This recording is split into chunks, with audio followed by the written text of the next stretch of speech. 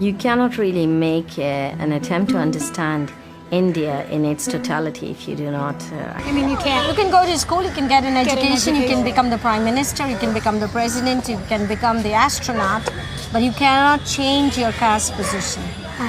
That's a completely watertight caste position.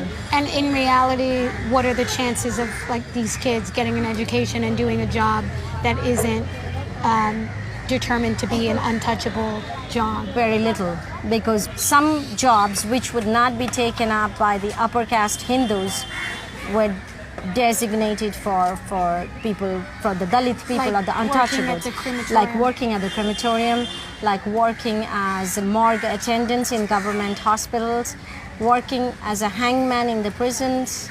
Those are jobs that won't be done by upper caste Hindus. Traditionally, but the government has reservations, so those jobs, those openings are kept for people who are from the untouchable community. It works in a very, very negative way, because when we start to talk about education and empowerment, or empowerment through education, many of these young kids, especially the boys, they think, oh, well, when I'm 16, I will get a government job and I will get a salary of 12,000 rupees. Okay, I don't need to go to the university, I don't need to get a higher degree. But what kind of job?